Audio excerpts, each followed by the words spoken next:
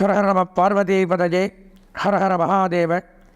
தென்னாருடைய சிவனை போற்றி, எந்நாட்டவர்க்கும் இறைவா போற்றி. அன்பார்ந்த எங்களுடைய டிவோட்டினேஷன் தமிழ் தொலைக்காட்சி நேயர்களுக்கு உங்களுடைய ஜோதிட ஆச்சாரியர், ஜோதிட குரு சிவஸ்ரீ சரவணமாணிக்க சிவாச்சாரியர், முதல்வர் காஞ்சி காமகோடி பீடம், வேத சிவாகம பாடசாலை, சங்கரமடம், காஞ்சிபுரம், அடியனுடைய பணிவான வணக்கங்கள் மற்றும் ஆசீர்வாதங்கள். இப்போ எங்கள்கிட்ட ஜாதகம் நிறைய பார்க்குறாங்க. இப்போ ஆன்லைன் மூலமாகவே நீங்களே இந்த வீடியோவை பார்த்துட்டு பார்க்குறீங்கன்னு வச்சுக்கோங்க. அவங்களுடைய எல்லாருடைய கேள்விகள் அப்படின்னு பார்த்தோம்னா, சாமி எனக்கு இந்த யோகம் இருக்கா, எனக்கு அந்த வீடு கட்டுற யோகம் இருக்கா, எனக்கு வாகனம் வாங்குகிற யோகம் இருக்கா, திருமண யோகம் எப்போ வரும், எல்லாருமே எனக்கு லாட்ரி வாங்கலாமா, இந்த யோகம் இருக்கா, அந்த யோகம் இருக்கா, அதிர்ஷ்டம் இருக்கா, இது ஒரு எல்லாருடைய ஆசையான ஆவலான கேள்வி எனக்கே இருக்கும். என் ஜாதகத்தை பார்த்து எனக்கு இந்த யோகம் இருக்கா, நமக்கு எப்போ இந்த காரியம் நடக்கும், இப்படியே தான் இருக்குமா, எனக்கு யோகமே கிடையாதா, அவன்லாம் பாரு எங்கூட தான் படித்தான், எங்கூட தான் இருந்தான், இப்போ அவன் பெரிய பொசிஷனில் இருக்கான், நாம் மட்டும் ஏன் இப்படி இருக்கோம். அப்போது அந்த யோகங்கள் அப்படின்னு எடுத்துட்டோம்னா, ஜாதக ரீதியாக பிரித்து பார்க்கும் பொழுது 300 வகையான யோகங்களை சொல்கிறார்கள். அதில் பார்த்தோம்னா ஒரு 30 வகையான யோகங்கள் மெயினாக முக்கியமான யோகங்களாக கருதப்படுகிறது. அந்த 30 வகையான யோகங்கள் யாராருக்கு எந்தெந்த நேரத்தில் எப்பப்போ கிடைக்கும் அப்படிங்கிறத நம்ம தெரிஞ்சுக்கிறோம். பார்த்தோம்னா அந்த யோகங்கள் அப்படின்னு பார்த்தோம்னா, ஜாதகத்தில் ஒரு கிரகத்திற்கும், ஒரு கிரகம்னா ஜாதக கட்டத்தில் ஒரு கிரகத்திற்கும் மற்றொரு கிரகத்திற்கும் இருக்கக்கூடிய சம்பந்தத்தை பற்றி தான் சொல்லக்கூடியது இந்த யோகங்கள். அதனுடைய பார்வையோ சேர்க்கையோ அல்லது அதோட வீட்டில் பரிவர்த்தனையோ, நான் ஒவ்வொரு தடவை ஒவ்வொரு பதிவுலையும் சொல்லுவேன், ஒவ்வொரு கிரகத்துக்கும் ஒரு வீடு சொந்த வீடுன்னு. சூரியன்னா சிம்மராசி சொந்த வீடு. இப்போ சிம்மத்தில் இருக்கக்கூடிய சூரியன் கடகத்தில் இருந்தால் கடகம் சந்திரனோட சொந்த வீடு, கடகத்தில் இருக்கிற சந்திரன் சிம்மத்தில் இருந்தால் பரிவர்த்தனைன்னு பேர். இவரோட வீட்டில் அவரும், அவர் வீட்டில் இவரும் இருந்தால் பரிவர்த்தனை. அப்போ அந்த பரிவர்த்தனையாகி 5ஆம் இடத்துல குரு இருக்குது, 4ஆம் இடத்துல கேது இருக்குது, இப்படியெல்லாம் இருந்தால் உனக்கு இந்த யோகம் ஏற்படும். இப்படிங்கிறத பற்றியெல்லாம் தெளிவாக சொல்கிறது தான் இந்த ஜாதக யோகங்கள் அப்படிங்கிற தலைப்பு. அதாவது கிரகங்கள் மற்றொரு கிரகத்திற்கும் இருக்கக்கூடிய கிரகத்திற்கும் உள்ள சம்பந்தங்களை பற்றி சொல்லக்கூடியது. அதில் பார்த்தோம்னா சந்திர யோகங்கள் அப்படின்னு சந்திரனை வைத்து சொல்லக்கூடியது ஒரு 5 விதமான யோகங்கள் ஏற்படும்.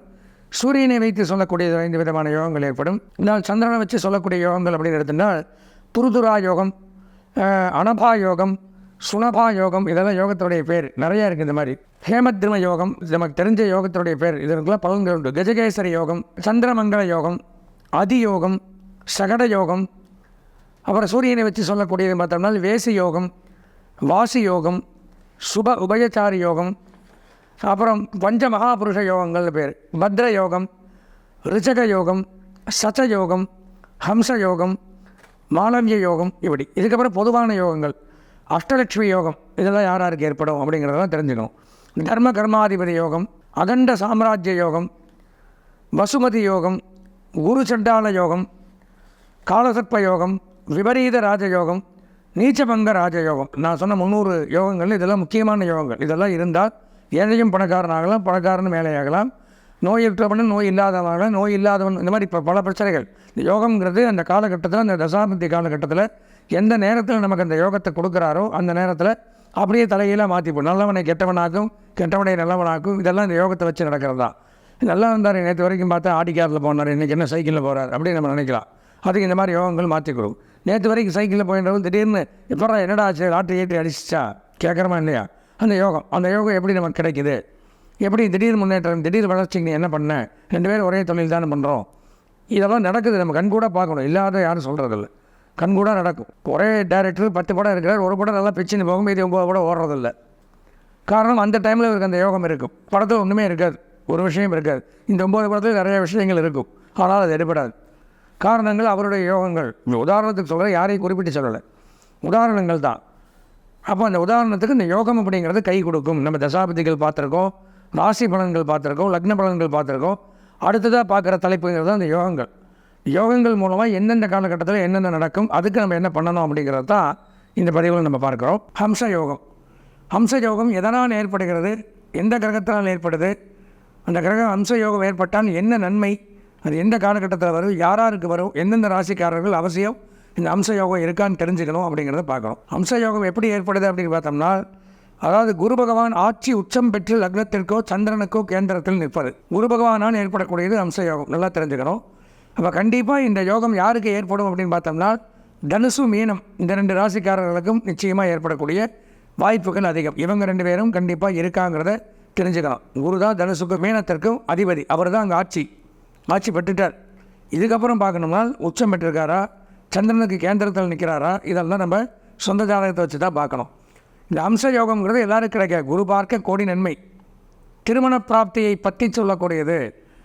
எத்தனையோ பேர் ஜாதகம் பார்க்குறீங்க, கல்யாண தடை, திருமண தடை, 42 வயசாச்சு, 43 வயசாச்சு, இந்த சந்நியாச யோகம் உள்ளவர்கள் ஜாதகத்தில் ராகுகேது தோஷம் உள்ள திருமண தடைக்கு பல தோஷங்கள், அதையெல்லாம் தீர்க்கக்கூடிய ஒரே யோகம் இது ஒன்று தான். இவ்வளோ நேரம் சொன்ன யோகங்கள்லேயே முக்கியமாக பயனுள்ளதாக அதிகமாக எல்லாருக்கும் யூஸ் ஆகக்கூடிய யோகம்னு எவன் செட் பண்ணுது. ஏன்னா வாழ்க்கையில் திருமணம் ஆணாக இருக்கட்டும் பெண்ணாக இருக்கட்டும் 2 பேருக்குமே அது ஒரு டிஸ்அட்வான்டேஜ். அந்த வயசு தாண்டும் பொழுது பாவம் ரொம்ப சிரமப்படுறாங்க. ஜாதகம்லாம் அனுப்பிச்சிட்டு கஷ்டப்படுறாங்க. எனக்கு எதனால் கல்யாணம் ஆகலை. இப்போ பெண்ணுக்கெல்லாம் 32 33 வயசு நேற்று ஒரு ஜாதகம் பார்த்தேன், நல்ல ஜாபில் இருக்குது, நல்லா படிச்சிருக்கு, பட் சில தோஷங்கள் காரணமாக மருத்துவத்துறையில் பெரிய பதவியில் தான் இருக்காப்புல. ஆனால் சில காரணங்கள், செவ்வாய் தோஷம் இருக்குது, ராகுகேது தோஷம் இருக்குது, சந்நியாச யோகம் அப்படிங்கிறது இருக்குது, குரு கேது சேர்ந்துருக்கு. அப்போ இதை நிவர்த்தி பண்ணணும் அப்படின்னா அதற்கு பரிகாரம் இந்த யோகங்கள் இருந்தால் மட்டும்தான் தோஷத்தை முறியடிக்க முடியும். விஷக்கடிக்கு அதுக்குண்டான முறிவு இருந்தால் தான், நம்ம மருந்து இருந்தால் தான் அதை முறிக்க முடியும். அதே மாதிரி தான் தோஷம் அப்படிங்கிறது இருந்தால் திருமண தடைங்கிறது ஏற்படுது. இந்த திருமண தடையை நீக்கக்கூடிய ஒரே யோகம் அப்படிங்கிறது இந்த அம்ச யோகம். அது குருவனுடைய பார்வையினால் மட்டும்தான் முடியும். குரு பார்க்க கோடி நன்மை. குரு இருந்தால் தான் கல்யாணம், குழந்தை. நல்லா தெரிஞ்சுக்கலாம். ஒருத்தனுக்கு குரு பலன் இருக்கா ஜாதகத்தில், அப்போ கண்டிப்பாக கல்யாணம் நடக்கும். குரு பலன் இல்லையா, இந்த வருஷம் விட்டுருங்க, அடுத்த வருஷம் தான். நான் ஜோசியத்தை பார்த்து 27 தான் எனக்கு ஆகுன்னு சொன்னாருங்க அப்படின்னு சொல்லுவாங்க. எதனால் அவர் சொன்னார்னு பார்த்தோம்னா, குரு பலன் அப்போ இருக்காது. இந்த வருஷம் மோசமாக இருக்கும், அடுத்த வருஷம் மோசமாக இருக்கும், அதுக்கு அடுத்த வருஷம் தான் நல்லாயிருக்கும். அப்போ குரு பலன் வரும். இதெல்லாம் கணிக்கணும். எதனாலேங்கிறது அவர் சும்மா 27 சொல்லிட்டார், இப்போ 26 வரைக்கும் நமக்கு எதாவது சரியில்லை அப்படின்னு இருக்க முடியாது. குரு பலன் இருந்தால் தான் திருமண பிராப்தியை கொடுப்பார். அப்போ இந்த குரு தான் இந்த இடத்துல முக்கியமாக கூறுறாரு. இந்த அம்ச யோகத்திற்கு அதிபதி குரு பகவான். அப்போது குரு ஆட்சி உச்சம் பெற்று சந்திரனுக்கோ கேந்திரத்துக்கோ நிற்கிறது. இதை தெரிஞ்சுக்கணும். அவர் ஆட்சியா உச்சமா, சந்திரனுக்குன்னா என்ன, கேந்திரம்னா என்னங்கிறது உங்களுக்கு தெரியாது. இப்போ திருமண தடை உள்ளவர்கள் கண்டிப்பாக இந்த யோகம் எல்லாத்துக்குமே இருக்கும். அது எப்போ வருது இந்த யோகங்கிறத பார்க்கலாம். அது போக தனுசு ராசிக்காரர்களும் மீனராசிக்காரர்களும் கண்டிப்பாக பார்க்க வேண்டிய ஒரு யோகம் அம்ச யோகம். அதே மாதிரியே நல்ல பெயர் உள்ள சீமான் அப்படின்னு சொல்கிறாங்க. இந்த யோகம் இருந்தால், சீமான்னா ராஜா, சீமைக்கு அந்த சீமைங்கிறது ஒரு பட்டணம் மாதிரி, தென்பாண்டி சீமை இப்படிதான் சொல்கிறாங்களே. சீமைங்கிறது ஒரு ஏரியாவை குறிக்கும். அப்போது நல்ல பேர் உள்ள சீமான் அப்படின்னா அந்த பகுதிக்கு ராஜாவாக இருக்கக்கூடியவர், ஜமீன்தாராக இருக்கக்கூடியவன், பண்ணையாராக இருக்கக்கூடியவன், இப்படிலாம் இந்த குறுநில மன்னர்கள் அப்படின்னு சொல்கிறாங்களோ அந்த மாதிரி அந்த பகுதிக்கு எம்எல்ஏவாக இருக்கலாம், எம்பியாக இருக்கலாம், அந்த மாதிரி ஒரு அமைப்புகளை எல்லாம் கொடுக்கக்கூடியது இந்த ஹம்ச யோகம். புரிஞ்சுதுங்களா? அந்த பகுதியில் நாம் ஒரு முக்கியமான புள்ளி இருக்கோம், நம்ம இந்த கட்சியில் நின்று இந்த தொகுதியை கைப்பற்ற முடியுமா, நம்ம இதை ஆட்சி பண்ண முடியுமா, அந்தந்த ஏரியாவில் இருக்கிறவங்க நினச்சின்னு இருந்தால் கண்டிப்பாக இந்த யோகம் இருக்காங்கிறத தெரிஞ்சுக்கிறதுக்கு நீங்கள் சொந்த ஜாதகம் பார்க்கணும்.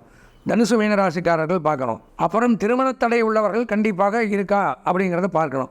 நீங்கள் என்ன பண்ணணும், அவசியம் இந்த யோகம் நமக்கு இருக்கான்னு தெரிஞ்சுக்கிறதுக்கு வேறு ஒன்றும் பண்ண வேண்டாம். இந்த பதிவிலேயே என்னுடைய தொலைபேசி எண் வருது, தாராளமாக நீங்கள் தொடர்பு கொண்டு, சாமி என்னுடைய சொந்த ஜாதகத்தை பார்த்து திருமணம் தடையாகிட்டே இருக்குது, நீங்கள் இந்த யோகத்தை சொன்னீங்க, இந்த யோகம் எப்போ எனக்கு வரும், இந்த யோகம் வந்தால் எனக்கு இருக்கிற தோஷம் நிவர்த்தி ஆகிருமா, செவ்வா தோஷம், ராகுகேது தோஷம் இப்படிலாம் சொல்கிறாங்க, இந்த யோகத்தினால் அது நிவர்த்தியாகி எனக்கும் திருமண வாழ்க்கை இருக்கா அப்படிங்கிற கேள்வி நீங்கள் கேட்கலாம். நான் உங்கள் சொந்த ஜாதகத்தை பார்த்துட்டு குரு நான் சொன்ன மாதிரி சந்திரனுக்கு ஆட்சி பலம் பெற்றிருக்கா, கோச்சாரத்தில் இருக்கா அல்லது கேந்திரத்தில் இருக்கா, இதெல்லாம் பார்த்துட்டு உங்களுக்கு இந்த யோகம் இந்த டைமில் வருது, கண்டிப்பாக திருமண பிராப்தி உங்களுக்கு உண்டு அப்படிங்கிறத என்னால் நிர்ணயிக்க முடியும். அதனால் நம்ம இந்த நேயர்கள் அவசியம் இந்த அம்ச யோகம்ங்கிறது சுபமங்கள யோகம், குழந்தை, புத்திரபாக்கியம், நான் சொன்ன மாதிரி அந்த பகுதிக்கு அரசாட்சி பண்ணக்கூடிய அமைப்பு, இதெல்லாம் கொடுக்கக்கூடிய யோகம். எனவே தாராளமாக இந்த மாதிரி பிரச்சனைகளில் இதில் ஆசை உள்ளவர்கள் அவசியம் இந்த பதிவை பார்த்துட்டு சொந்த ஜாதகத்தை பார்த்து பலாபலன்களை தெரிந்து கொண்டு வாழ்வாங்கு வாழ வேண்டும் என்று கூறி ஆசீர்வதித்து விடைபெறுகிறேன். நன்றி, வணக்கம்.